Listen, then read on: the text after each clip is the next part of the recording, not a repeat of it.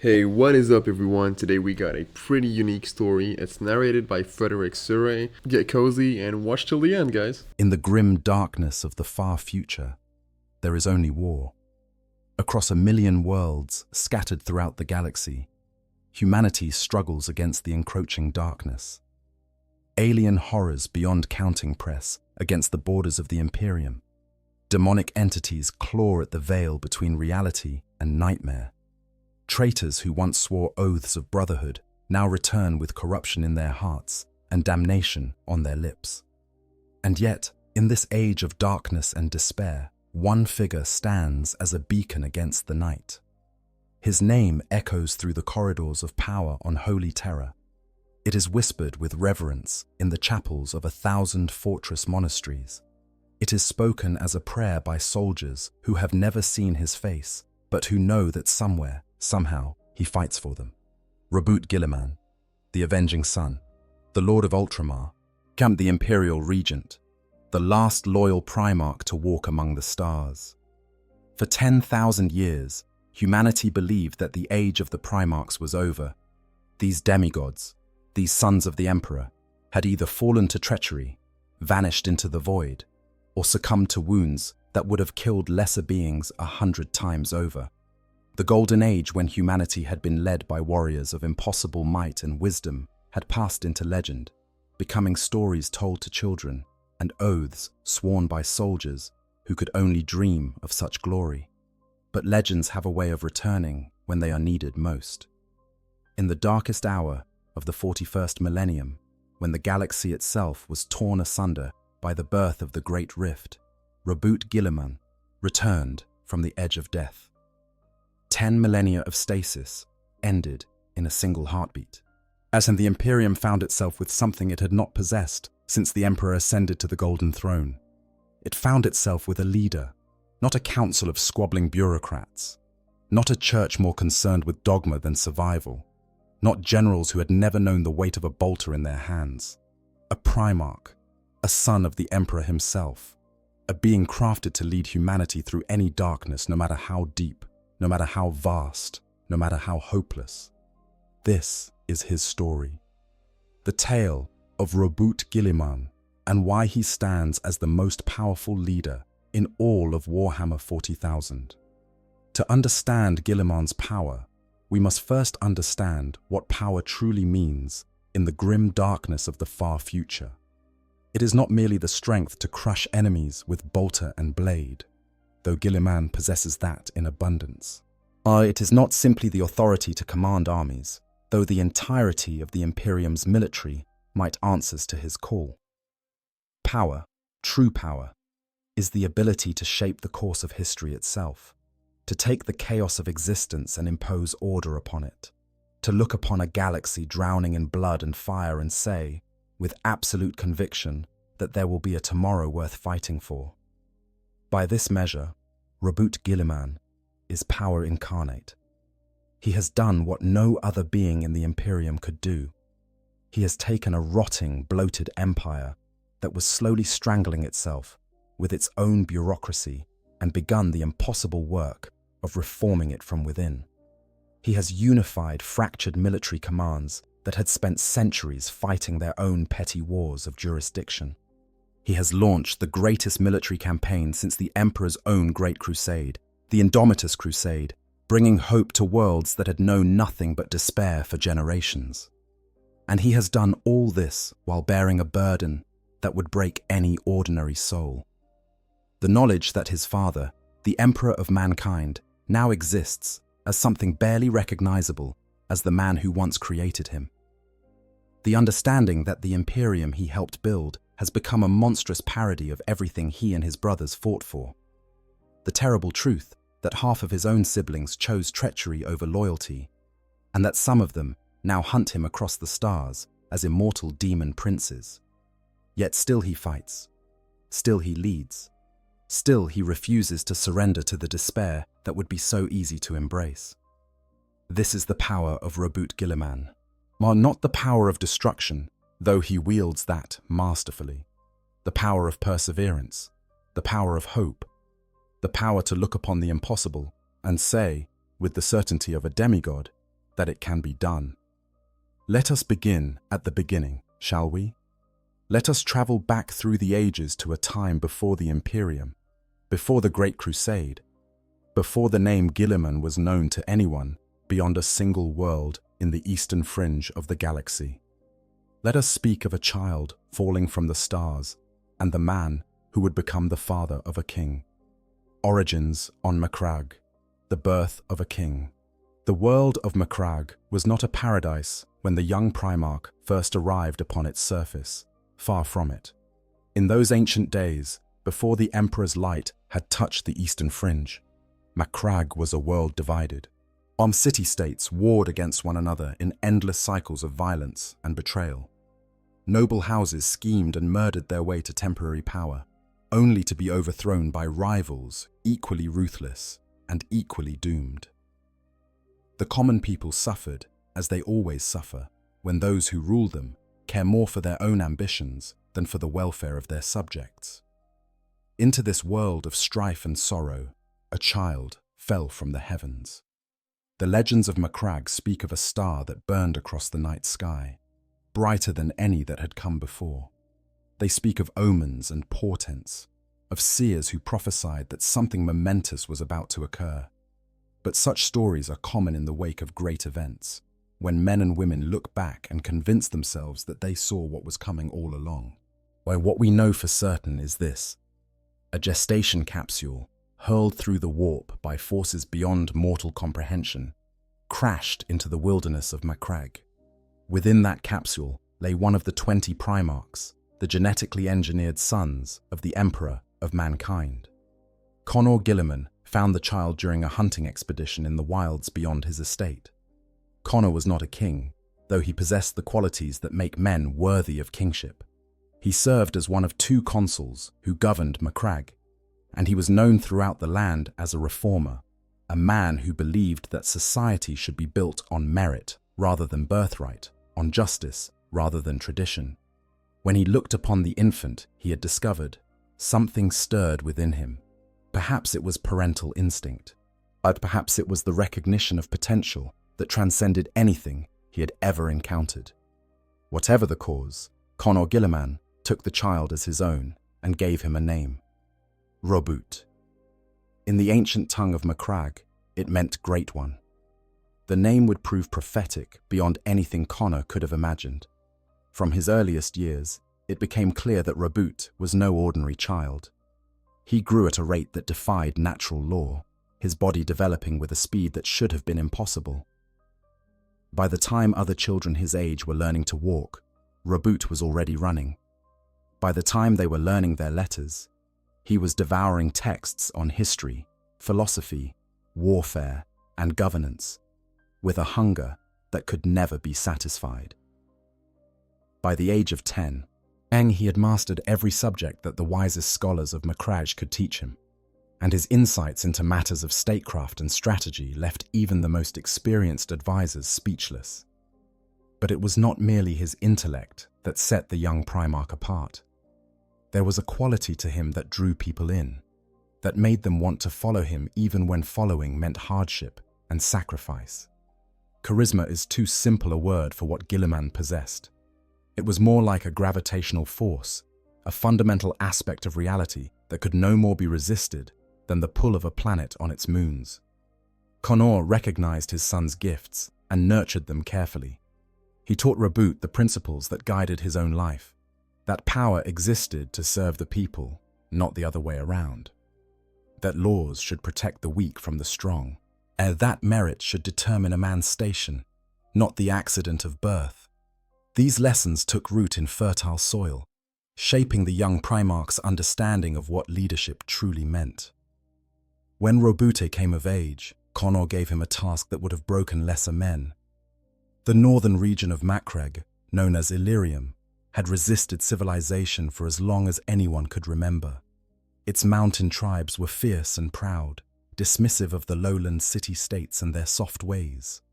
Every military expedition sent to bring them to heel had ended in disaster, with imperial forces bleeding out their strength against guerrilla fighters who knew every pass and valley of their homeland. Conor gave his son command of the next expedition. Many thought it was madness, while others whispered that the consul wished to be rid of his too capable heir before the young man could threaten his position. They were wrong on both counts. Connor had recognized that only someone extraordinary could succeed where ordinary commanders had failed, and he trusted his son to be that someone. Roboute did not disappoint. The Illyrian campaign became the first true demonstration of Guilliman's military genius. He did not simply wage war against the mountain tribes. He studied them. He learned their customs, their values, their grievances against the lowlands. He understood that they fought not because they loved violence, but because they loved freedom. And he realized that crushing them through force alone would only create a wound that never healed.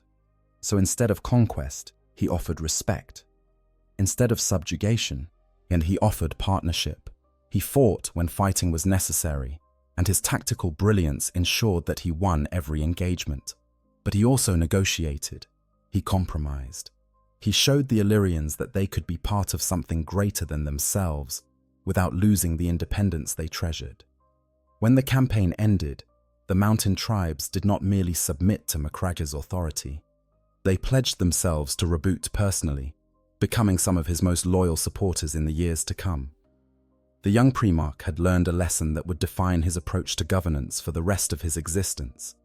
That true power comes not from domination, but from unity, not from fear, but from shared purpose. The years that followed were marked by prosperity and reform. Connor and Roboute worked together to transform Macragge from a fractured collection of warring states into a unified, thriving civilization. They established laws that protected the common people from exploitation. They created systems of education that allowed anyone with ability to rise to positions of responsibility.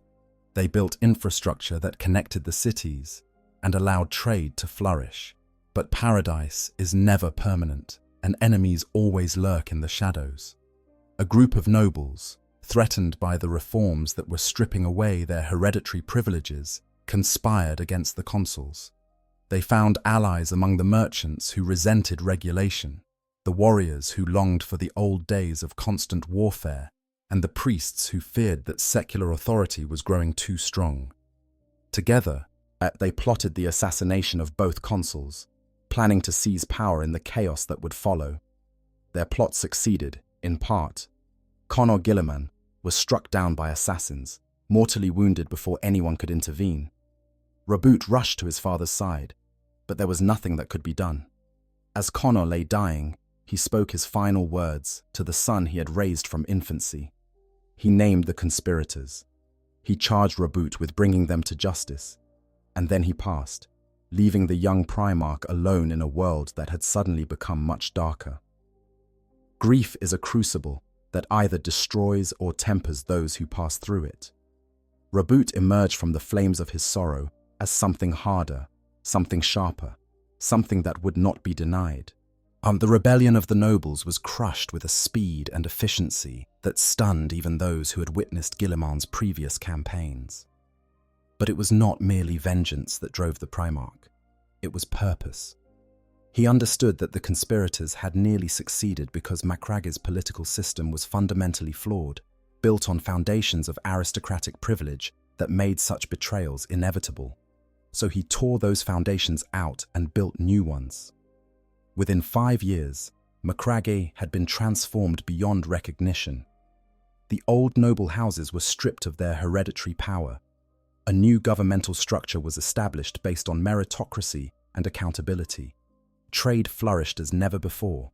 The military was reorganized along rational lines that maximized efficiency and minimized waste. And at the center of it all stood Roboute Guilliman, no longer merely the son of a consul, but the sole ruler of a world that had never known such prosperity or stability. This was the world that the Emperor of Mankind found when he finally arrived at Macragge. The Great Crusade, building an empire. The Emperor came to Macragge in the year 837 of the 30th Millennium, in the midst of his Great Crusade to reunite the scattered worlds of humanity. For centuries, he had been traveling the galaxy, discovering his lost sons one by one, and reclaiming the human civilizations that had been isolated during the long night of Old Night. Some of those worlds had fallen to barbarism. Some had been conquered by aliens. Some had developed strange and dangerous technologies that threatened their very existence. Macragge was different. But when the Emperor's fleet entered the system, they found not a world in need of salvation, but a thriving interstellar community that had already begun reaching out to neighboring star systems. The 500 worlds of Ultramar, as they would come to be known, were a testament to what humanity could achieve when guided by wisdom and vision. Trade routes connected dozens of civilizations. Defensive networks protected against alien incursions. A culture of learning and improvement drove continuous progress in every field of human endeavor. And at the center of it all sat Roboute Guilliman, reviewing reports from his generals and administrators, making decisions that affected billions of lives with the casual ease of a man doing what he was born to do. The meeting between Emperor and Primarch was unlike the reunions that had come before. Or with other sons, the Emperor had found warriors who needed to be convinced of their purpose, or savages who required civilizing, or damaged souls who yearned for the father they had never known. Guilliman was something else entirely. He was a peer, or as close to a peer as any being could be to the master of mankind. The Emperor did not need to explain his vision of a unified human race, because Guilliman had already begun making that vision reality on his own. He did not need to teach the Primarch the basics of strategy and governance, because Guilliman had already mastered them. What he found on Macragge was not a tool waiting to be used, but an ally ready to shoulder his share of the burden. Guilliman, for his part, recognized the Emperor for what he was: his true father, the creator who had given him existence and purpose. Yet there was no resentment in this recognition, no sense of abandonment or betrayal. Connor had been a good man and a worthy father, but Guilliman understood that he had been destined for something greater than ruling a single world. The Emperor offered him the galaxy itself, and he accepted without hesitation. Command of the 13th Legion of Space Marines, the Ultramarines, was given to Guilliman almost immediately. These warriors were already formidable, gene-forged soldiers who had proven themselves in countless battles across the stars. But under their Primarch's leadership, they would become something more. They would become the exemplar against which all other legions were measured, the standard of excellence that defined what it meant to be a space marine. Guilliman's approach to warfare was fundamentally different from that of his brothers. Where Angron sought glory in personal combat, Guilliman sought efficiency in combined arms operations. Where Perturabo ground down enemies through attrition, Guilliman preferred rapid, decisive maneuvers that minimized casualties on both sides. Where Horus relied on his personal charisma to inspire his warriors, Guilliman built systems that functioned regardless of whether any individual leader survived. The concept of theoretical and practical became the foundation of Ultramarines' doctrine. Every situation could be analyzed, understood, and prepared for. Every contingency could be anticipated and planned against. War was not chaos to be navigated by instinct alone, but a science to be mastered through study and application. Again, this methodology produced results that spoke for themselves. When the Ultramarines encountered hostile alien civilizations, Guilliman developed comprehensive campaign plans that accounted for the enemy's unique characteristics, their strengths and weaknesses, their cultural peculiarities and military doctrines. Each campaign was executed with clinical precision, every phase building upon the successes of the one before, every contingency accounted for before it arose. When campaigns against the brutal greenskin empires threatened to bog down into the kind of grinding attrition that characterized so many wars against the Orcs, Guilliman proposed different approaches. Rather than attempting to hold every world against the endless tide of Orc reinforcements, he identified the critical nodes of Orc infrastructure, at the places where their crude technology allowed them to produce the weapons and ships that sustained their aggressive expansion. Surgical strikes against these targets, combined with defensive operations that channeled Orc aggression into kill zones of his choosing, allowed the Ultramarines to defeat enemies that outnumbered them by factors of hundreds to one. The efficiency of these campaigns attracted notice at the highest levels of Imperial command. Malcador the Sigillite, the Emperor's closest advisor, remarked that Guilliman's theoretical and practical methodology should be studied by all imperial commanders. Horus himself, before his fall to corruption, often consulted with his brother on matters of logistics and strategic planning. In recognizing that Guilliman possessed gifts in these areas that exceeded even the War Master's considerable abilities. But perhaps the most impressive achievement of the Ultramarines during this period was not any single campaign, but the cumulative effect of their conquests. Other legions left devastation in their wake, their victories measured in the bodies of enemies slain, and the worlds reduced to compliance through overwhelming force. The Ultramarines left prosperity. Their conquered worlds became productive members of the Imperium almost immediately, their populations integrated into the larger human civilization with minimum disruption and maximum efficiency. This was not accident, but design. Guilliman understood that conquest was only the beginning. Yes, that the true measure of success was not how quickly a world was brought to heel, but how effectively it contributed to the larger imperial project. His forces were trained to minimize collateral damage, not out of sentimentality, but because functioning infrastructure was more valuable than rubble. His administrators were deployed alongside his warriors, ready to establish imperial authority the moment military operations concluded. His diplomats negotiated with local leaders, offering them places of honor in the new order rather than the choice between submission and death. The result was the realm of Ultramar, a civilization within a civilization, a model of what the Imperium could be at its best. 500 worlds, each contributing to the greater whole, each governed by principles of meritocracy and justice, each proud to bear the symbol of the Ultramarines as their lords and protectors. Guilliman's relationships with his brother Primarchs during this era were complex and varied. He held particular respect for Rogel Dawn of the Imperial Fists, whose dedication to duty and defensive mastery complemented his own strategic thinking. He admired Sanguinius of the Blood Angels, seeing in the winged Primarch a nobility of spirit that transcended mere martial prowess. He valued the counsel of Leman Russ, even if the Space Wolves' methods sometimes clashed with his own more measured approach. With other brothers, the relationship was more complicated. Lorgar of the Word-Bearers represented everything Guilliman found troubling about the Great Crusade. The tendency toward mysticism and zealotry that threatened to undermine the secular, rational civilization the Emperor was trying to build. When the Emperor ordered Guilliman to participate in the censure of the Word-Bearers at Monarchia, the Primarch of the Ultramarines carried out his orders without enthusiasm, but also without hesitation. Duty was duty, regardless of personal feelings. It was a decision that would have consequences beyond anything Guilliman could have imagined. Some of his brothers mocked this approach as overly rigid, as a failure to understand the art of warfare. They pointed to their own victories as proof that intuition and aggression could triumph where careful planning could not. But the numbers told a different story. The Ultramarines conquered more worlds than any other legion except the Lunar Wolves. They suffered fewer casualties than any legion of comparable size. And the worlds they conquered were left in better condition than they had been found, ready to contribute to the growing Imperium rather than requiring decades of reconstruction.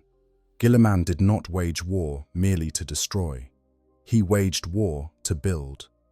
Every campaign was planned not just for victory, but for what came after. Civilian infrastructure was preserved whenever possible. Local populations were integrated into imperial society with minimum disruption. Administrative frameworks were established that allowed conquered worlds to govern themselves within the larger imperial structure. This was not soft-heartedness, it was pragmatism. Dead enemies produced nothing. Razed cities contributed nothing. Populations traumatized by needless brutality made poor subjects and worse soldiers. Guilliman understood, as some of his brothers never would, that conquest was only the first step. Lasting victory required something more difficult. The transformation of enemies into allies, of subjects into citizens. The 500 worlds of Ultramar became the model for what the Imperium could be at its best. While other conquered territories required constant military supervision, Ultramar largely governed itself. Its people genuinely believed in the imperial dream because they had seen it work in their own lives. Its military forces were not merely conscripts, but volunteers who understood what they were fighting for. The emperor himself remarked on the achievement.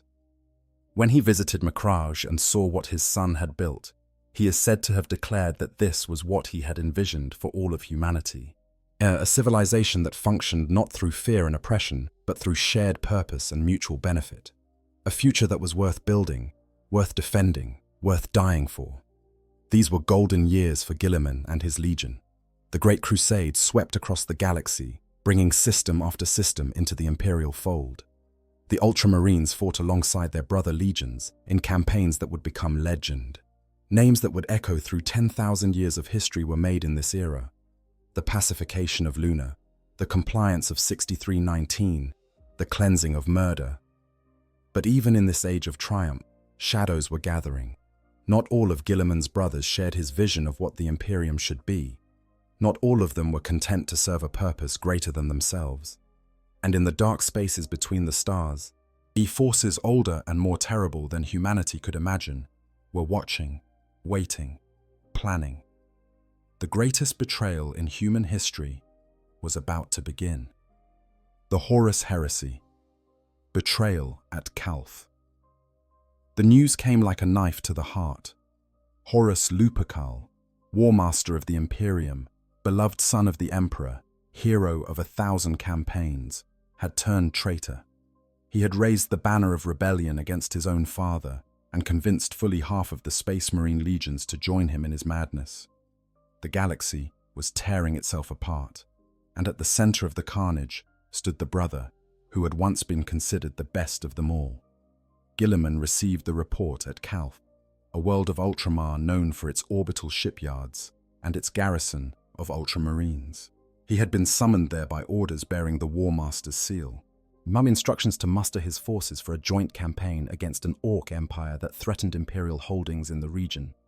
The Word-Bearers Legion, led by the Primarch Lorgar, was already in system, their ships filling the docks alongside Ultramarines' vessels.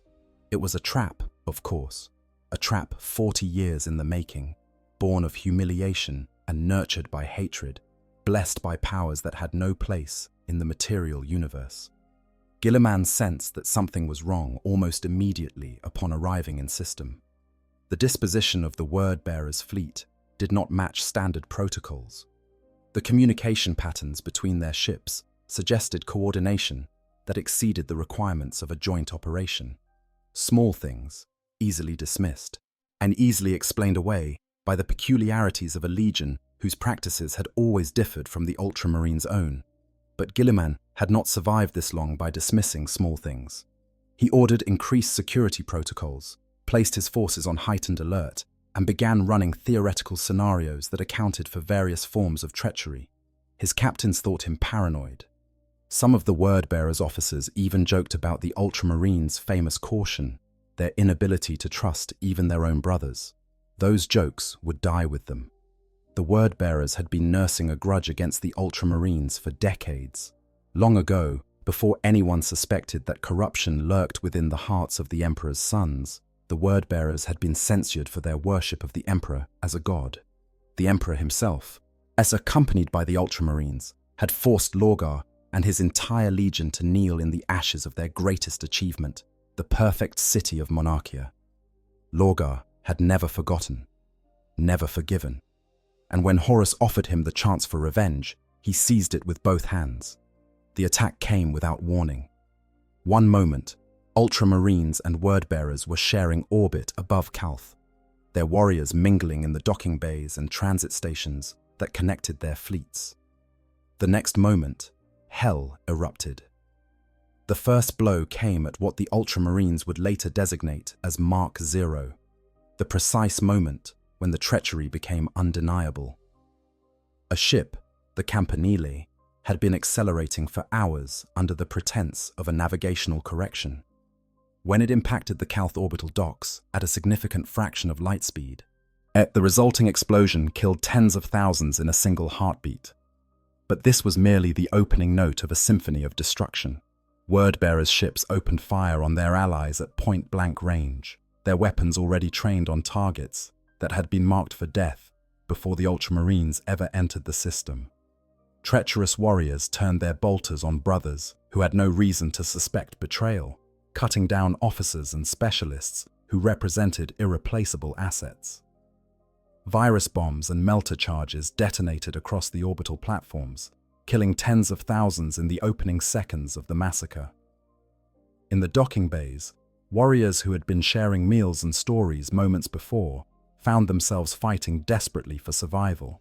Though wordbearers' squads that had been positioned with seeming casualness revealed their true purpose, blocking exits and creating kill zones that turned refuge into slaughter pens. The Ultramarines fought back with desperate fury, but they were caught off guard, out of position, their discipline momentarily shattered by the impossibility of what was happening.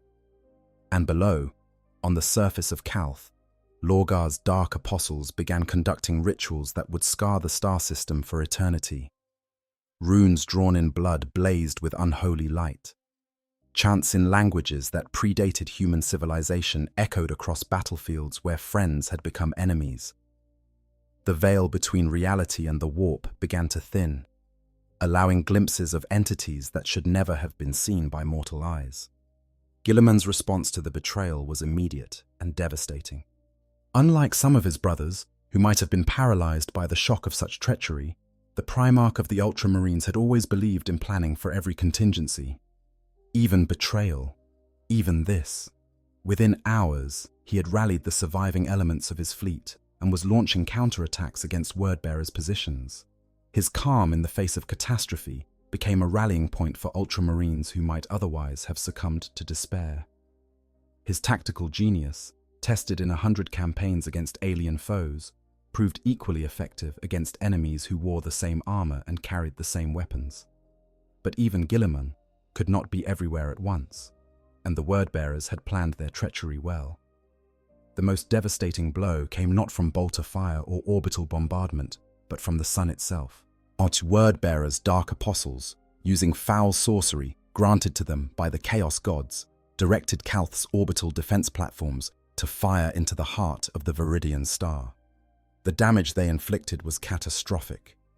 The star's outer layers began to destabilize, sending waves of lethal radiation sweeping across the system. Calth's atmosphere was stripped away. Its surface became uninhabitable, a radiation-scorched wasteland that would never again support life in the open air. Millions of civilians died in the catastrophe, their lives sacrificed on the altar of Lorgar's vengeance. Yet the Ultramarines endured. Deep beneath the surface of Calth, in bunkers and caverns carved from the living rock, the survivors fought on. What history would remember as the underground war dragged on for years?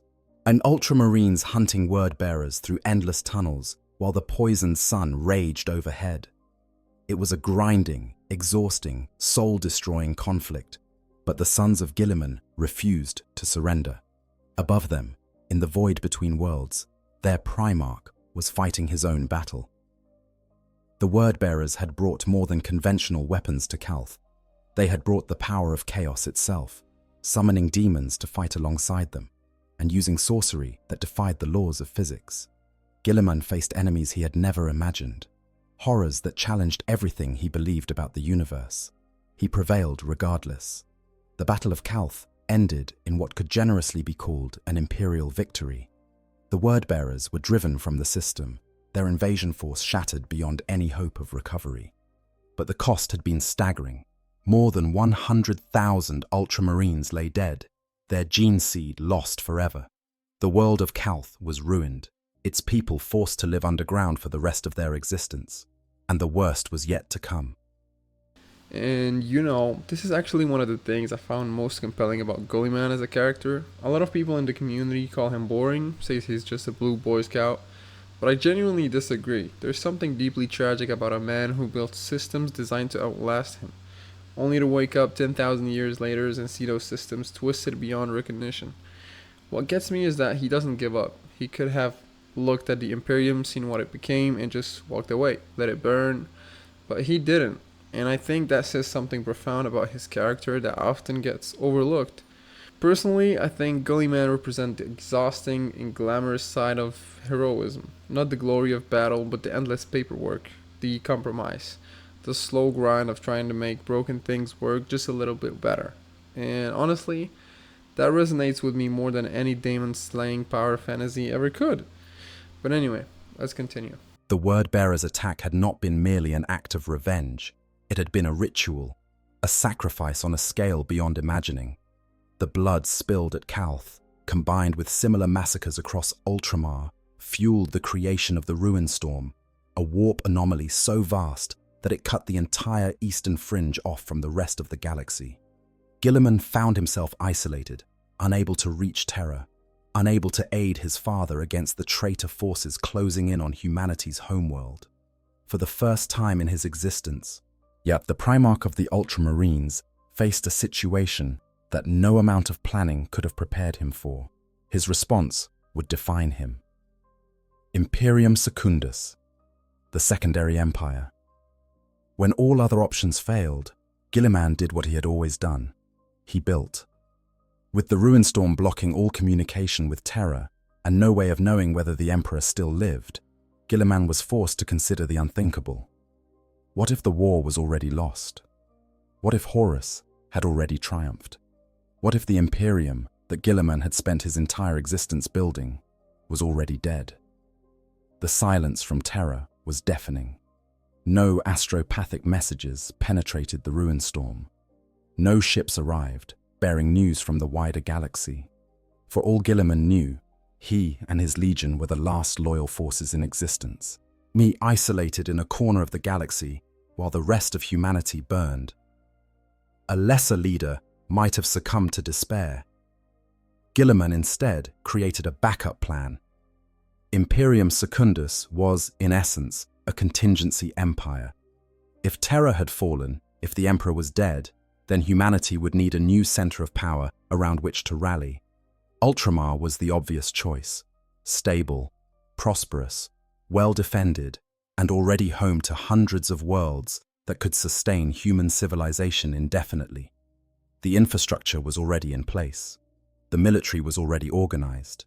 The population was already loyal to principles that aligned with the imperial dream. The decision was not made lightly. Guilliman understood the implications of what he was proposing. To establish a second Imperium could be seen as treason, as an admission of defeat, as an attempt to seize power for himself, while his father fought and died far away. He wrestled with the decision for weeks, consulting with his advisors, reviewing the limited intelligence available, considering every alternative he could conceive. In the end, it came down to a simple calculation. If Terra had fallen and Guilliman did nothing, humanity would be left without leadership during its darkest hour. If Terra still stood and Guilliman established a contingency government, the worst that could happen was redundancy. The potential cost of inaction was extinction. The potential cost of action was embarrassment. Guilliman chose action, but he took pains to avoid the appearance of personal ambition. He refused to declare himself emperor, instead seeking out his brothers who had also been stranded by the Ruinstorm. He established a triumvirate leadership structure, sharing power with the Primarchs Sanguinius and Lion L. Johnson when they arrived in Ultramar. The arrival of other loyal Primarchs was both a relief and a complication. Sanguinius, the Angel of Baal, had been fighting his way through the Ruinstorm with his Blood Angels Legion, seeking any route to Terra. Lion L. Johnson, the enigmatic master of the Dark Angels, had his own reasons for appearing in Ultramar, reasons he kept to himself as he kept so many things. The three Primarchs represented different aspects of what the Imperium could be. Sanguinius embodied the hope and inspiration that drew people to the imperial cause. The Lion represented the military might that protected humanity from its enemies, and Guilliman provided the administrative and organizational expertise that allowed civilizations to function. It was Sanguinius, not Guilliman, who was named Emperor of Imperium Secundus. The Angel of Baal, beloved by all who knew him, whose wings of white were seen as a sign of the Emperor's favor, seemed the natural choice to serve as a figurehead that could unite humanity in the absence of the true emperor. Guilliman served as Lord Warden, managing the practical details of governance and defense, while Sanguinius provided the spiritual leadership that the desperate population needed. The Lion, characteristically, refused any formal title beyond his existing rank as Primarch. He would advise, he would fight, but he would not involve himself in the politics of governance. These were dark days in Ultramar. Chaos forces probed constantly at the realm's borders, sensing the vulnerability of a civilization cut off from its allies. Refugees from conquered worlds flooded into the system, bringing tales of horror that tested even the legendary discipline of the Ultramarines. And always, there was the crushing uncertainty of not knowing what was happening beyond the ruin storm. Yet even in darkness, Guilliman continued to build. He strengthened Ultramar's defenses, fortifying worlds and training new regiments to defend them. He integrated refugee forces into his military structure, creating new formations from the scattered remnants of other imperial armies. He established diplomatic contacts with alien civilizations that might prove useful against common enemies. He did everything that could be done to ensure that, whatever happened, humanity would have a chance to survive. The breakthrough came eventually, as breakthroughs always do, for those who refuse to give up. A way through the ruin storm was discovered, a path that would allow the loyalist Primarchs to return to Terra and perhaps save their father from the forces arrayed against him. The journey was not easy. The ruin storm was more than a natural phenomenon. It was a manifestation of chaos itself, a realm of nightmares made real. Guilliman and his brothers fought through horrors that would have broken ordinary men, facing demonic entities and corrupted reality at every turn. And then, finally, they emerged on the other side. They were too late. The siege of Terra was already over when Guilliman's fleet arrived in the Sol system. The traitor forces had been driven back, but at a cost beyond imagining. The Imperial Palace lay in ruins. Billions of defenders had died holding the walls, and the Emperor, the master of mankind, the being who had created the Primarchs and led humanity's expansion across the stars, had been broken. Horus was dead, destroyed by the Emperor's own hand, in a confrontation that had left the master of mankind mortally wounded. The Golden Throne, originally designed for an entirely different purpose, had been hastily modified to sustain the Emperor's failing life functions. He would never walk among his people again. He would never lead another crusade. He would exist in eternal agony, a corpse kept alive by technology and sacrifice, the psychic beacon that allowed humanity to navigate the stars burning at the cost of 1,000 souls every day. Guilliman stood in the throne room and looked upon what remained of his father. The being before him was nothing like the Emperor he remembered. There was power there, yes, more power than ever before, but it was power without warmth, without the humanity that had once made the Emperor more than simply a weapon to be wielded. And yet, duty remained. The Codex Astartes, reshaping the Imperium. The Imperium that emerged from the Horus heresy was a broken thing, hemorrhaging from 1,000 wounds that would never fully heal. Half of the Space Marine legions had turned traitor.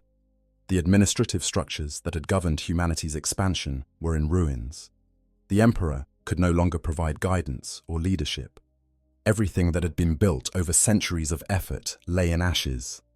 Someone had to pick up the pieces. That someone was Roboute Guilliman. As Lord Commander of the Imperium, a title granted to him by the consensus of those Primarchs who remained loyal, Guilliman took upon himself the monumental task of rebuilding. He restructured the imperial government, establishing the High Lords of Terra and the various Adeptus organizations that would manage different aspects of human civilization. He reformed the imperial military, creating clear hierarchies of command that would prevent any single individual from ever again wielding the kind of power that Horus had possessed. And he wrote the Codex Astartes. The reasoning behind the Codex was simple, even if its implementation was controversial. The Space Marine legions had proven too powerful, too dangerous to remain in their current form. when Horus turned traitor, and he had brought with him tens of thousands of superhuman warriors, enough military might to nearly destroy the Imperium. Such concentrated power could never be allowed to exist again. The solution was division. Each remaining legion would be broken into chapters of approximately 1,000 warriors each. These chapters would be self-sufficient, responsible for their own recruitment and training, loyal to the Imperium as a whole rather than to any single commander. Never again would one leader control enough Space Marines to threaten the existence of the Imperium itself. But the Codex was more than simply a prescription for organizational reform. It was, in essence, Guilliman's accumulated wisdom on every aspect of Space Marine existence, distilled into a single document that would guide his successors for millennia to come. The Codex addressed tactical doctrine, providing detailed guidance on how Space Marine forces should be deployed in various types of combat situations: defensive operations, offensive strikes, siege warfare, void combat, counterinsurgency operations, and dozens of other scenarios were analyzed and appropriate responses prescribed. Guilliman drew upon his own extensive experience, as well as the documented experiences of other successful commanders, to create a comprehensive framework for military decision-making. The Codex addressed organizational structure, specifying how chapters should be organized, how companies should be constituted, how squads should be formed. It established the role of various specialists, from chaplains, who tended to spiritual needs, to apothecaries, who preserved the precious gene seed that allowed new Space Marines to be created. It defined command hierarchies and succession procedures, ensuring that the loss of any single leader would not cripple a chapter's ability to function. The Codex addressed training and recruitment, providing standards that would ensure consistent quality across all chapters.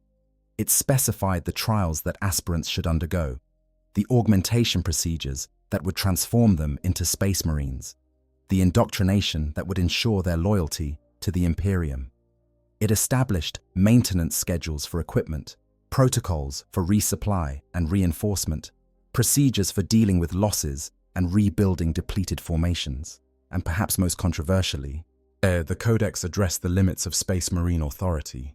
Chapters were forbidden from establishing permanent empires. They were restricted in the forces they could command beyond their own 1,000 warriors. They were expected to cooperate with other branches of the Imperial military rather than commanding them. The goal was to ensure that Space Marines remained the elite strike forces they were intended to be, rather than becoming the feudal lords that some had begun to resemble during the Great Crusade. The Codex went further, establishing tactical doctrines, organizational structures, and strategic principles that would guide Space Marine operations for millennia to come. It was, in essence, Guilliman's accumulated wisdom on the art of warfare, distilled into a single tome that could be studied by any warrior who sought to master his craft. Not everyone agreed with the reforms. Rogel Dawn, Primarch of the Imperial Fists, initially refused to divide his legion. He saw the Codex as an insult, a suggestion that loyal warriors who had bled and died defending Terra could not be trusted. The confrontation between Guilliman and Dawn nearly erupted into open warfare, with other Primarchs choosing sides in what could have become a second civil war. It was Dawn who eventually relented, recognizing that the Imperium could not survive another conflict among its defenders. But the resentment lingered, and the relationship between the Imperial Fists and the Ultramarines would remain complicated for centuries to come. Other Primarchs accepted the Codex with varying degrees of enthusiasm. Some, like Corax of the Raven Guard, saw the wisdom in Guilliman's approach and implemented the reforms without complaint. Others, like the Space Wolves Leman Russ, paid lip service to the new regulations while maintaining their own distinct traditions and organizational structures. The Codex Astartes would become one of the most influential documents in Imperial history. For 10,000 years, Space Marine chapters would organize themselves according to its principles, fight their wars using its doctrines, and measure their honor by their adherence to its standards. Critics would argue that it stifled innovation and prevented the kind of flexible thinking that warfare sometimes required. Shem's supporters would counter that it had prevented countless potential tragedies by ensuring that no single commander could ever again pose the kind of threat that Horus had represented. Whatever one's opinion of the Codex, there was no denying its author's achievement. Robert Guilliman had taken a shattered Imperium and given it a structure that would allow it to survive for 10 millennia. He had transformed chaos into order, despair into purpose, ruin into renewal. But his work was not yet complete. Fall at Thessala, a Primarch's near death. The Great Scouring was a period of vengeance and retribution, as the loyal forces of the Imperium hunted down the traitor legions and drove them from real space into the hellish dimension known as the Eye of Terror. Guilliman led his Ultramarines in countless campaigns during this era, pursuing enemies who had once been brothers with the same methodical efficiency he brought to all his endeavors. The traitor legions did not flee easily. Though they had failed to take Terra, though Horus was dead and their dreams of conquest had turned to ashes, they remained formidable forces, capable of devastating worlds and slaughtering billions. The Death Guard spread plague across entire sectors before retreating to their noisome realm. The World Eaters carved bloody swaths through civilian populations, leaving nothing behind but corpses and madness. The Emperor's children indulged their twisted desires on any world unfortunate enough to fall into their grasp. Guilliman hunted them all. His campaigns during the Scouring were marked by the same systematic approach that had characterized his earlier conquests. He identified concentrations of enemy forces, maneuvered his own assets into optimal positions, and struck with overwhelming force. Traitor formations that might have held out for months against other attackers were crushed within weeks when the Ultramarines came for them. But war extracts a cost even from victors. The Ultramarines had already lost nearly half their legion at Calth. Further casualties during the Scouring depleted their ranks still more. By the time the final campaigns were being waged, Guilliman was leading a force that was a shadow of what it had once been, though still mighty enough to bring retribution to those who had betrayed everything he held dear. It was during one of these campaigns that he encountered Fulgrim, the Primarch of the Emperor's children had changed since their last meeting. Or where once he had been a vision of perfection, a warrior whose beauty was matched only by his skill, now he was something else entirely. Chaos had remade Fulgrim into a serpentine monstrosity, a demon prince, blessed by the dark god Slanesh, with power and immortality in exchange for his soul. The transformation was profound. Fulgrim's body had grown to monstrous proportions, his lower half replaced by a serpentine tail that could crush a battle tank. Multiple arms sprouted from his torso, each wielding a blade of supernatural sharpness. His face retained echoes of its former beauty, but twisted now into something that spoke of pleasure and pain in equal measure, and his power had grown alongside his corruption. Where once Fulgrim had been roughly Guilliman's equal, now he was enhanced by the favor of a god, strengthened by millennia of devotion to the Prince of Pleasure, armed with weapons that had been forged in the warp itself. The Battle of Thessala would be remembered as one of the most tragic engagements of the Scouring. Guilliman, seeking to bring his fallen brother to justice for the countless atrocities the Emperor's children had committed, led a strike force to confront Fulgrim directly. It was perhaps a mistake born of pride. Guilliman believed that his martial skill and tactical acumen could overcome whatever advantages Fulgrim had gained from his corruption. He was wrong. The two Primarchs met in single combat, as brothers do when words have failed and only steel remains. Around them, Ultramarines and Emperor's children warriors clashed in their own desperate struggles, but the heart of the battle was the duel between demigods. Fulgrim was faster, empowered by the corrupt gifts of his patron god. His multiple blades wove patterns of death that even Guilliman's superhuman reflexes could barely track. His weapons had been transformed into things of nightmare, blades that carried poisons distilled from the essence of chaos itself. Every cut, every slash, every thrust carried the potential for a wound that would never heal. Guilliman fought with all the skill and power at his command. He deflected strikes that would have killed any lesser warrior. He landed blows that would have felled demon princes of lesser stature. He called upon every lesson he had ever learned, every technique he had ever mastered, every strategy that had served him through decades of warfare.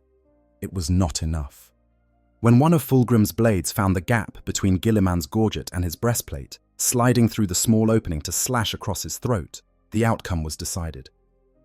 Guilliman did not die immediately. Primarchs are remarkably difficult to kill, their bodies capable of healing from wounds that would be instantly fatal to ordinary humans. But Fulgrim's blade had been designed for exactly this purpose, its venom specifically crafted to overwhelm even a Primarch's superhuman constitution. The Ultramarines recovered their father's body before Fulgrim could finish his work. Apothecaries fought desperately to stabilize his condition, but the poison was beyond their ability to counteract. Guilliman was dying, and there was nothing they could do to save him. There was, however, something they could do to preserve him. Stasis technology, the same technology that had been used to save the lives of countless mortally wounded warriors, was adapted to contain the dying Primarch. Time itself was frozen around Guilliman's body, halting the progression of the poison mere moments before it would have completed its deadly work. It was salvation of a sort, but it was not life. For 10,000 years, Robut Guilliman existed in the space between moments. His body sat upon a throne in the Temple of Correction on Macraga, surrounded by the honors and accolades of a grateful Imperium. Pilgrims traveled from across the galaxy to look upon his form, to pray at the feet of the greatest of the Emperor's surviving sons. Some claimed that his wounds were slowly healing, yea, that the power of the Emperor was working through the stasis field to restore what Fulgrim had destroyed.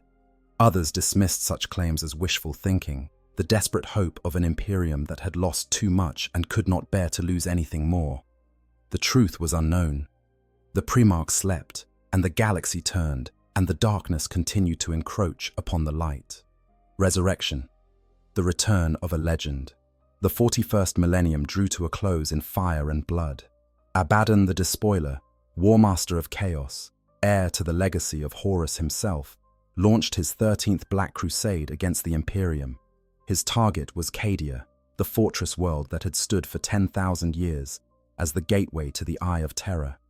If Cadia fell, the forces of chaos would be free to pour into Imperial space in numbers not seen since the Horus heresy. Cadia fell. The world was literally destroyed, shattered by the impact of a blackstone fortress that Abaddon hurled from orbit. With its destruction came the birth of the Great Rift, a massive tear in reality that split the galaxy in two. Half of the Imperium was cut off from the light of the Astronomicon, plunged into darkness and isolation that made the ruin storm seem trivial by comparison. In the chaos that followed, a desperate plan was enacted. Belisarius Cawl, an archmagos of the Adeptus Mechanicus, who had been working on secret projects for over 10,000 years, had long been preparing for this moment. He possessed the technology needed to heal Guilliman's ancient wound, but technology alone was not enough. The poison that Fulgrim had used was of supernatural origin, and only supernatural means could counter it. That power came from an unlikely source, the Aeldari. Yvraine, priestess of the newly awakened Aeldari god of the dead Inead, possessed abilities that could restore life to those on the edge of oblivion. Working together with Cawl, she channeled the power of her god through the ancient technology of the Imperium, creating a synthesis of science and sorcery that should have been impossible. The ritual that brought Guilliman back from the edge of death was conducted in the heart of the fortress of Hera on Macragge, even as Black Legion forces assaulted the ancient stronghold. Chaos Space Marines fought through corridors that had stood for 10 millennia while, in the deepest sanctum of the fortress, representatives of humanity's greatest enemies worked together to save one of humanity's greatest heroes. The Inari's participation in Guilliman's resurrection would remain a source of controversy for years to come.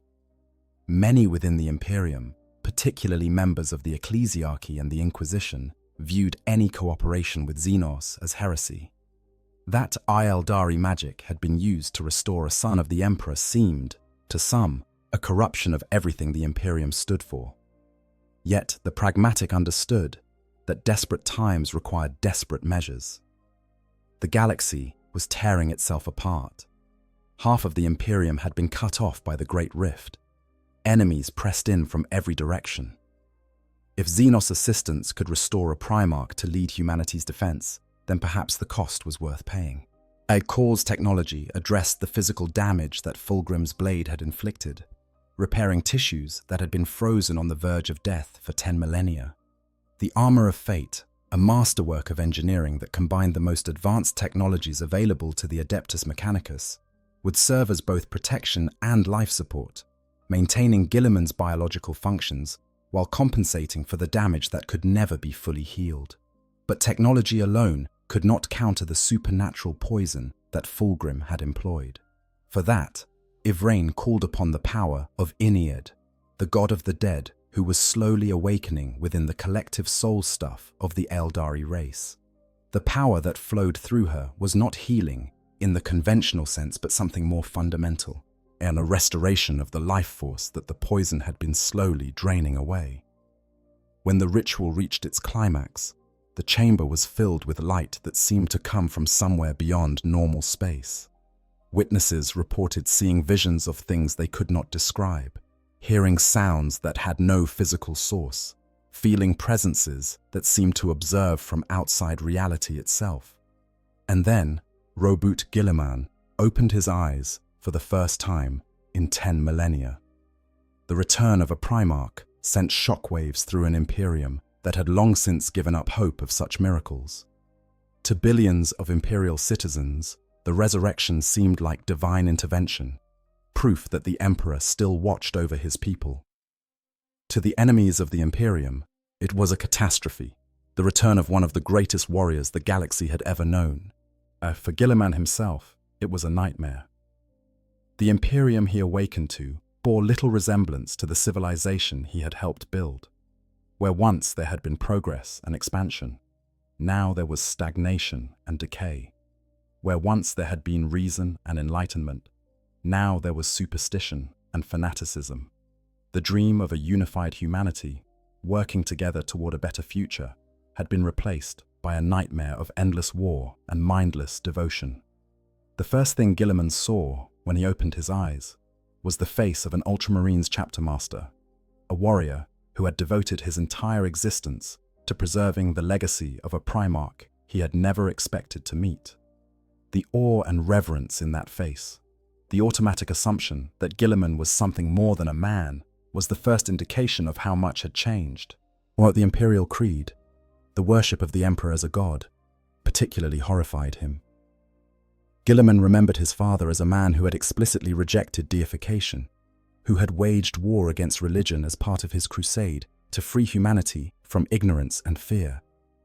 The imperial truth, the secular philosophy that had guided the Great Crusade, had been specifically designed to counter the influence of the warp by denying the gods of chaos the worship they fed upon. To see that same father now worshipped as a deity, his teachings twisted into the very thing he had opposed, was almost more than the Primarch could bear. Churches dedicated to the Emperor's glory rose on every world. Priests preached sermons that would have been considered heresy in Guilliman's day. That the entire structure of imperial society had been rebuilt around a faith that the Emperor had spent millennia trying to destroy. But there was no time for despair. The Great Rift had plunged the Imperium into its greatest crisis since the heresy itself. Worlds were burning, billions were dying. If Guilliman did not act, everything he had fought for would be lost forever. So he acted. Meeting the Emperor, a crushing revelation. Before he could lead the Imperium in its war for survival, Guilliman needed to complete one final task. He needed to speak with his father. The journey to Terra was itself an epic undertaking.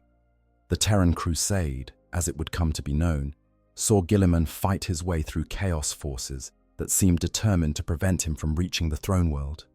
He battled demons in the maelstrom, He dueled Magnus the Red, his sorcerer brother now transformed into a demon prince of Sinch, on the surface of Luna itself. He faced horrors that would have broken any ordinary soul. But he persevered, because perseverance was what he did. When he finally stood before the Golden Throne, Guilliman was prepared for many things. He was prepared for the sight of his father's broken body, preserved by machines and sacrificed for 10,000 years. He was prepared for the psychic pressure that radiated from the throne, the overwhelming presence of the most powerful human psyker who had ever lived. He was prepared for the weight of responsibility that would fall upon his shoulders when he emerged. He was not prepared for the truth. The chamber of the Golden Throne was not what Guilliman remembered. In the days of the Great Crusade, the Emperor had held court in halls of sublime beauty, surrounded by the finest works of human artistry, attended by servants whose every movement reflected the magnificence of the being they served. Now there was only the machinery, vast and terrible, the engines that kept the Emperor's broken body alive and the Astronomicon burning. The psychic presence that filled the chamber was almost unbearable, even for a Primarch, even for a being specifically designed to withstand such pressures. The emanations from the Golden Throne were overwhelming. Lesser beings would have been destroyed merely by proximity to such power. Guilliman felt his consciousness bending under the weight of his father's attention. The full focus of the most powerful mind humanity had ever produced turned upon him. Captain General Trajan Valoris of the Adeptus Custodes had warned him that the experience would be difficult. The warning had not been adequate. What passed between Guilliman and the Emperor in that chamber is known only to them. According to those who witnessed his departure, the Primarch appeared to be in conversation with the throne for several minutes, though Guilliman himself would later claim that he experienced the encounter as a single, overwhelming instant of contact. Time moves strangely in the presence of such power. What is known is what Guilliman said afterward. The Emperor, he reported, was still alive in some sense, still conscious, still aware, but whatever humanity the master of mankind had once possessed had long since burned away, consumed by the endless struggle to hold back the forces of chaos and maintain the Astronomicon that allowed humanity to travel the stars. The being on the Golden Throne was not the father Guilliman remembered. It was something else entirely. Something that saw the Primarchs not as sons to be loved, but as tools to be used. Something that cared for humanity as a species, but perhaps no longer cared for individual humans at all. The Emperor communicated not through words, but through raw psychic imagery, flooding Guilliman's mind with visions of what had been, what was, and what might yet come to pass. The experience was not a conversation, but an assault, overwhelming in its scope and devastating in its implications. Guilliman saw the truth of the Horus heresy, not as he had experienced it, but as his father had. Yet he saw the careful plans that had been laid over decades, the contingencies that had been prepared for every eventuality. He saw how those plans had failed, one by one, as forces beyond even the Emperor's ability to predict had intervened. He understood, perhaps for the first time, how close humanity had come to extinction, and how narrow the margin of survival had actually been. He also saw what his father had become. The Emperor was no longer truly human, if he had ever been human at all. 10 millennia of agony on the Golden Throne, fed by the sacrifice of thousands of psykers every day, had transformed him into something that existed as much in the warp as in real space. The being Guilliman communed with was vast beyond comprehension, a consciousness that spanned dimensions and perceived reality in ways that no mortal mind could grasp. And that being, that entity that had once been his father, regarded him with something that might have been recognition, or might have been assessment, or might have been something else entirely, that had no name in human language. It was a crushing revelation. Yet even in his despair, Guilliman found purpose. The Emperor had given him a task. The Imperium had to be saved. Whatever his father had become, whatever the dreams of the past had been reduced to, humanity still needed to survive. And if there was no one else capable of leading that survival, then Guilliman would do it himself. He emerged from the throne room, and declared himself Lord Commander of the Imperium once more. He took up the title of Imperial Regent, speaking with the authority of the Emperor himself. And he announced that the time had come for the Imperium to stop merely surviving and start fighting back. The Indomitus Crusade was about to begin. The Indomitus Crusade, saving the Imperium. The largest military campaign since the Great Crusade itself, the Indomitus Crusade was Guilliman's answer to the existential threat posed by the Great Rift. With the galaxy torn in two and countless worlds cut off from imperial authority, half measures would not suffice. Only an overwhelming response, a mobilization of resources on a scale not seen for 10 millennia, could hope to stabilize the situation. Guilliman brought to this task the same methodical genius that had characterized all his endeavors. The crusade was organized into massive fleets, each capable of operating independently across vast stretches of space. Yet task forces were assembled based on specific objectives, combining different branches of the imperial military in ways that maximized their effectiveness. Supply lines were established, communication networks were created, and contingencies were planned for every foreseeable scenario. The organization of the crusade itself represented a masterwork of military planning. At the highest level, the Indomitus Crusade was divided into multiple fleet groups, each designated with its own operational area and objectives. Fleet Primus, commanded by Guilliman himself, represented the main striking force. Fleet Tertius, Fleet Quintus, and others were assigned to different sectors, each capable of independent action but coordinated through a command structure that allowed for rapid response to changing circumstances. On below the fleet level came the battle groups, task forces assembled for specific campaigns. Each battle group was a combined arms formation, incorporating Space Marines, Imperial Guard regiments, Adeptus Mechanicus forces, Imperial Navy vessels, and whatever other assets were deemed necessary for the assigned mission. Group masters commanded these formations, answering to their fleet masters, but otherwise given considerable autonomy to pursue their objectives as they saw fit. At the heart of the crusade was a gift that Guilliman had been preparing for 10,000 years. Belisarius Cawl had not spent the millennia of Guilliman's stasis idle. Working from instructions left by the Primarch before his fall, the Archmagos had created an entirely new generation of Space Marines. These Primaris Marines were larger, stronger, and more resilient than their predecessors, crafted using genetic techniques that refined and improved upon the Emperor's original designs. The Primaris represented more than simply bigger, better Space Marines. They embodied Guilliman's vision of what the Adeptus Astartes could become, warriors who combined the superhuman capabilities of their predecessors with new technologies and tactics that addressed the limitations of the original design. Their Mark X power armor was a synthesis of all the best features of previous armor marks, combined with innovations that Cawl had developed over 10,000 years of secret research. Their weapons, including the bolt rifles and plasma incinerators that would become their signature armaments, represented significant improvements over the standard war gear of their older brothers. Hundreds of thousands of these new warriors emerged from Cawl's laboratories, organized into formations that harkened back to the glory days of the Great Crusade. The Unnumbered Sons, as they were called, represented military might on a scale that the Imperium had not possessed since the Horus Heresy. They were the hammer that Guilliman would use to smash the enemies pressing against humanity from every direction. But the Primaris were not deployed as a single force. Guilliman understood that the greatest value of these new warriors lay not in their concentrated strength, but in their ability to reinforce and revitalize existing Space Marine chapters. Torchbearer fleets, special formations within the larger Crusade structure, were dispatched to find and resupply isolated chapters with Primaris reinforcements and the technology needed to create more.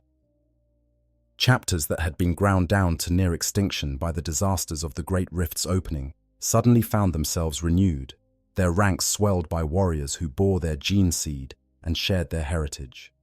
The Crusade's achievements were staggering. World after world was reclaimed from the forces of chaos. On Gathalamor, Fleet Primus broke a demonic siege that had threatened to overwhelm one of the sector's most important shrine worlds.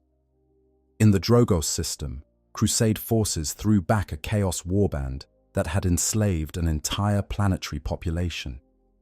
On Talon, where the desert world's famous tank regiments had been fighting a losing battle against cultist hordes, the arrival of Crusade reinforcements turned the tide decisively. The victories mounted, each one a beacon of hope in a galaxy that had known nothing but despair.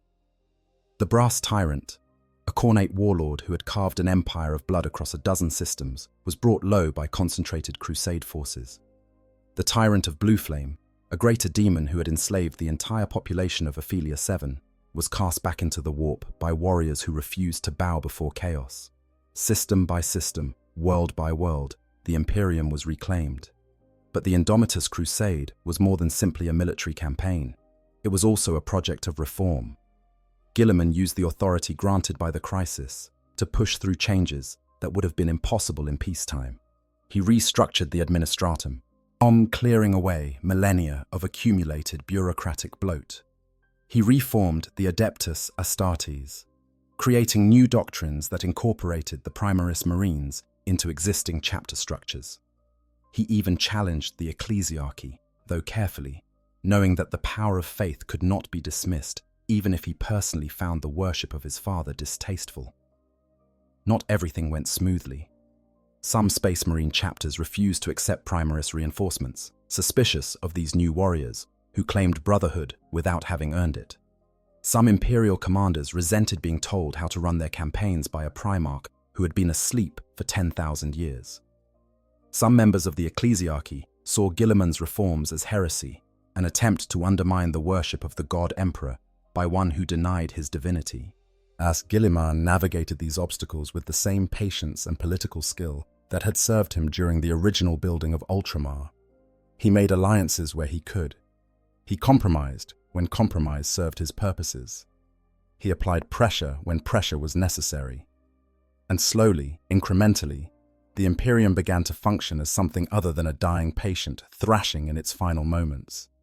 The first phase of the Indomitus Crusade concluded approximately 12 standard years after it began, with the stabilization of the Imperium Sanctus, the half of the galaxy that still received the light of the Astronomicon. The Great Rift remained, an open wound across the sky that bled demons and corruption into real space. But the bleeding had been staunched. The patient had been stabilized.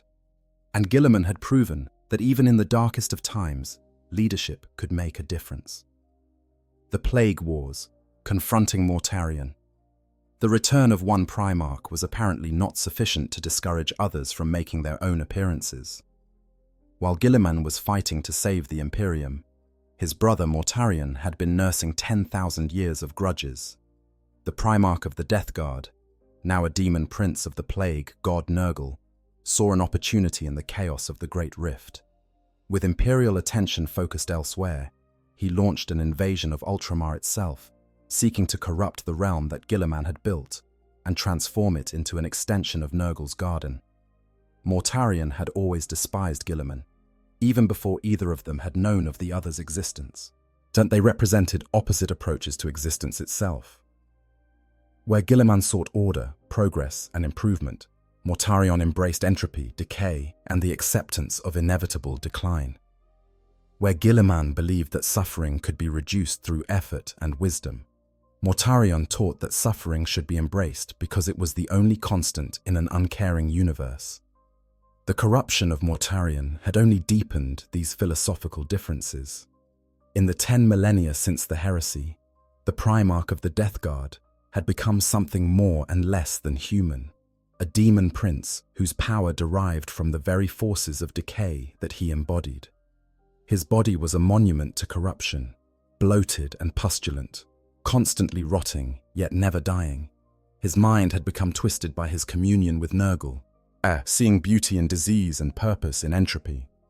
When he looked upon Ultramar, he saw not a thriving civilization, but a monument to futility. All that Guilliman had built would eventually crumble. All that the Ultramarines defended would eventually fall. Why fight the inevitable? Why struggle against the tide when the tide would win regardless? Mortarian's answer was to accelerate the process. If decay was inevitable, then the kindest thing one could do was speed it along. The population of Ultramar would be freed from their futile struggles. They would be given the gift of Nurgle's embrace, the peace that came from accepting that nothing mattered except the slow, comfortable slide into oblivion. The Plague Wars, as the conflict came to be known, were unlike anything Guilliman had faced before. Mortarion did not seek to conquer through conventional warfare. His weapons were disease and despair, corruption and decay. Worlds fell not because their defenders were overwhelmed in battle, but because their populations were decimated by plagues that defied all medical science.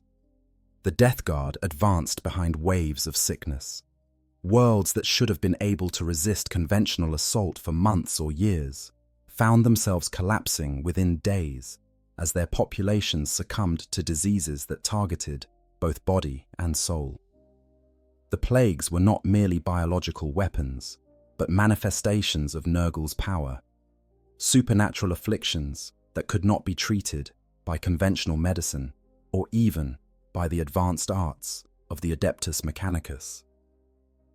Guilliman rushed back to Ultramar as soon as he learned of the invasion, abandoning the broader crusade to defend his home. He found a realm under siege, its people dying in agony from diseases that seemed to target their very souls as well as their bodies. The Death Guard advanced slowly, deliberately, knowing that time was on their side. The conflict dragged on for years, a grinding war of attrition that tested even Guilliman's legendary patience. He won battles, only to find that the enemy had simply retreated to spread plague elsewhere. He developed countermeasures against Mortarian's diseases, only to find that the Death Guard had already created new strains that ignored his cures. He sought decisive engagement with his brother, only to find that Mortarian seemed content to let his corruption do his fighting for him. The climax came on Eax, a garden world that had once been one of Ultramar's jewels. That Mortarian and his allies had transformed it into something out of nightmare, its lush vegetation replaced by rot and decay, its cities reduced to festering ruins, its people either dead or transformed into shambling plague carriers. There, finally, Primarch faced Primarch. The duel between Guilliman and Mortarion was a battle of philosophy as much as arms. Mortarion represented acceptance of entropy, the embrace of decay as the natural order of all things. Guilliman represented defiance, the refusal to surrender to darkness no matter how overwhelming it seemed. They fought with weapons and words, each seeking to prove that their worldview was the correct one. Mortarion, empowered by his daemonic patron, had the advantage in raw strength. His scythe, silence, could cut through even the blessed armor that Call had crafted for Guilliman, but his diseases could overwhelm even a Primarch's superhuman constitution. And he had prepared a special gift for this encounter, the God Blight, a plague crafted specifically to destroy the essence of the Emperor's sons. Guilliman fell. The God Blight did its work, shutting down his organs one by one, corrupting his flesh from within, dragging him toward a death that would not merely end his existence, but unmake his very soul. Mortarion stood over his fallen brother, savoring the moment of his triumph. And then the Emperor intervened. What happened next is a matter of considerable theological debate. Some claim that Guilliman was possessed by the spirit of the Emperor, his body becoming a vessel for his father's power. Others argue that the Emperor merely channeled energy through Guilliman, using the Primarch as a conduit for an attack that he could not have launched directly from his throne on Terra. Still others suggest that Guilliman's own faith, however conflicted, allowed him to tap into power that had always been latent within him. Whatever the explanation, the effect was undeniable.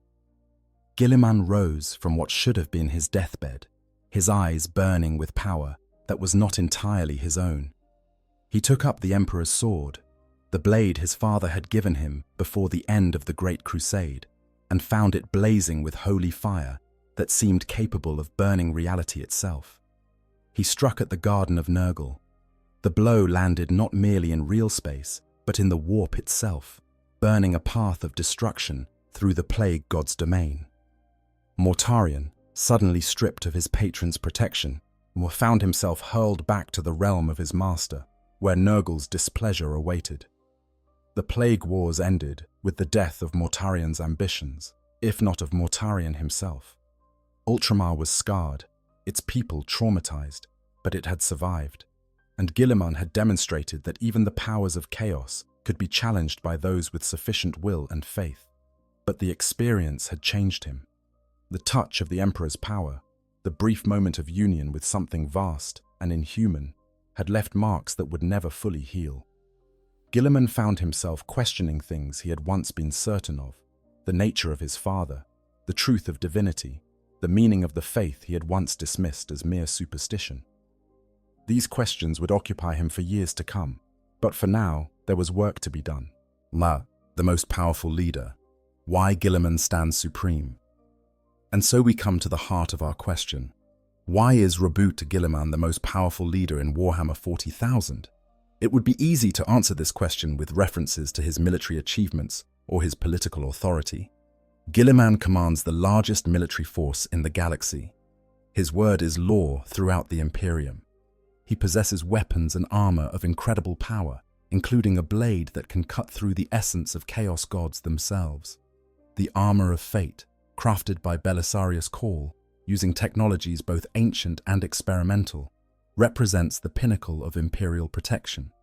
Unlike ordinary power armor, which merely enhances the wearer's strength and protects against physical harm, the armor of fate actively maintains Guilliman's life force, compensating for the damage that Fulgrim's blade inflicted so long ago. Without the armor, the ancient poison would resume its deadly work, making the suit as much a prison as a protection. The Emperor's sword, which Guilliman carries into battle, is something far more than a conventional weapon. It was crafted by the Emperor himself, imbued with a fragment of his psychic power that allows it to cut through not just physical matter, but spiritual essence. Against demons and the servants of chaos, the blade burns with holy fire that can wound even entities that exist primarily in the warp. When Guilliman used it against Mortarion in the Garden of Nurgle, the sword proved capable of threatening even a Chaos God in his own domain. The Hand of Dominion, Guilliman's other signature weapon, is a massive power fist that incorporates a rapid-fire bolter.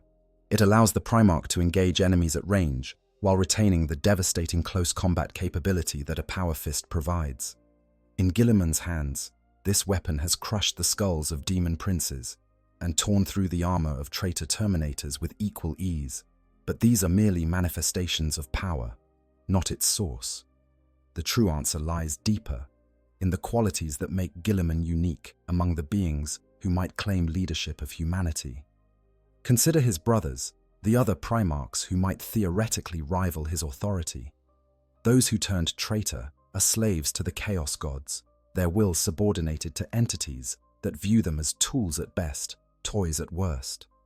Mortarion learned this lesson on Eax, when Nurgle cast him aside for failing to achieve his objectives. Magnus the Red, for all his power and knowledge, exists at the sufferance of Tsench, dancing to a tune he cannot hear. Even Lorgar, who initiated the corruption of the legions, has become a hermit in his own tower, too shattered by his experiences to lead anyone. The demon Primarchs may possess incredible power, but that power comes at the cost of their autonomy. They are not leaders. They are puppets. Among the loyal Primarchs, most remain lost or missing. The Lion has recently returned, it is true, awakening from his millennia of slumber in the heart of the rock. But Lionel Johnson, for all his martial prowess, has never possessed Guilliman's talent for governance. He is a weapon, honed and terrible, but weapons do not build civilizations. They only defend them, or destroy them. The relationship between the two returned Primarchs is complex, marked by respect but also by fundamental differences in philosophy and approach. They will work together when necessary, but they will never truly understand one another. The other loyal brothers who might return, Vulcan or Leman Russ or Jagatai Khan, face similar limitations. They were crafted for war. not for peace. They can lead armies into battle, but they cannot lead an empire through the endless challenges of day-to-day existence.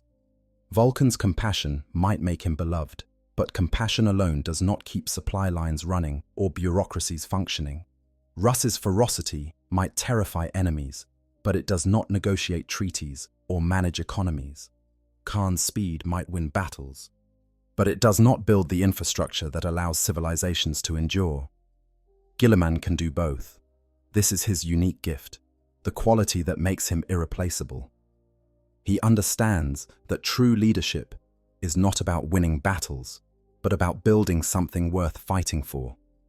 He grasps that military power without political legitimacy is merely tyranny, and political authority without military strength is merely pretension. He combines the genius of a general with the wisdom of a statesman, the vision of an idealist with the pragmatism of a survivor, and he perseveres. This, perhaps more than anything else, is what sets Guilliman apart. He has endured setbacks that would have broken any ordinary being. He has watched his father become something alien and terrible. He has seen the dream of the Imperium corrupted into nightmare, while he has been betrayed by brothers he loved and trusted. He has died or come close enough to death that the distinction barely matters, not once, but multiple times. Consider the weight of what he carries. Every day, reports arrive from across the galaxy describing fresh disasters. Worlds falling to chaos, sectors overrun by alien hordes, chapters of space marines destroyed entirely, billions of Imperial citizens dying in wars that seem to have no end and no purpose beyond survival itself. Every day, he must make decisions that determine the fates of billions. Which worlds to reinforce and which to abandon, which enemies to prioritize and which to allow temporary victories, which reforms to push and which to delay, which compromises to accept and which to reject regardless of the political cost. Every day, he must deal with the bureaucracy of the Imperium, the endless councils and meetings and reports that threaten to drown any attempt at meaningful action in a sea of paperwork and procedure. The High Lords of Terror, some of whom resent his authority and plot against his reforms. The Ecclesiarchy, whose worship of the Emperor as a god he finds deeply troubling but cannot openly oppose. The Inquisition, whose methods he finds distasteful but whose necessity he cannot deny. Every day, he must reconcile his ideals with reality. He believes in progress, but the Imperium fears change. He believes in reason, but the Imperium runs on faith. He believes in mercy, but the enemies of humanity show none. He must be ruthless to survive, pragmatic to succeed, and patient beyond all endurance, because the alternative is despair. And through it all, as he must project confidence, he must be the leader that humanity needs, the symbol around which the faithful rally, the voice that says everything will be all right even when evidence suggests otherwise. He cannot show weakness, cannot express doubt, cannot admit that sometimes, late in the artificial night of his quarters aboard whatever ship carries him to his next battle, he wonders if any of it matters. Yet still he continues. Every morning, if such a term has meaning for a being who requires little sleep, Guilliman rises and faces the impossible task of holding the Imperium together. He attends councils where bureaucrats argue over minutiae while billions die. He reviews reports of defeats and disasters that no amount of effort could have prevented. He makes decisions that will result in the deaths of innocent people, yet knowing that the alternative would be even worse. And he does it again the next day, and the next, and the next. This is the true nature of power in the grim darkness of the far future. Not the strength to destroy, though Guilliman possesses that in abundance. Not the authority to command, though his word shapes the fate of 1,000,000 worlds. Power is the ability to endure, to continue, to refuse to surrender, even when surrender seems like mercy. By this measure, Reboot Guilliman is the most powerful leader in Warhammer 40,000. Not because no one can defeat him in battle, though few can, not because no one can challenge his authority, though none dare try. He is the most powerful leader because he has chosen to bear a burden that would crush any lesser being, and he bears it still, day after day, century after century. He refusing to let go even when letting go would be so much easier. The galaxy may be dying. The Imperium may be a rotting corpse of everything it was supposed to become. The dream of the Great Crusade may be nothing more than a bitter memory. But Guilliman remains, and as long as he remains, there is hope. Conclusion: the weight of an empire. We have traveled far together, you and I, from the mountains of Macragge to the gardens of Nurgle's realm, from the bright promise of the Great Crusade to the desperate last stands of the era Indomitus, through betrayal and resurrection, through triumph and tragedy, through millennia of war that has no end. And at the center of it all stands Reboot Guilliman. He is not a saint, though many worship him as one. He is not a god, though some would build temples in his name. He is not perfect, and he would be the first to acknowledge his failures and shortcomings. He made mistakes during the heresy that cost thousands of lives. He failed to reach Terra in time to fight beside his father. He created the Codex Astartes, which some argue has weakened the Imperium's military rather than strengthened it. He has compromised with institutions he finds abhorrent, made deals with Xenos he despises, and allowed atrocities to continue, because stopping them would have cost more than it saved. He is simply a man, or as close to a man as a Primarch can be, trying to do what is right in a universe that seems designed to make righteousness impossible.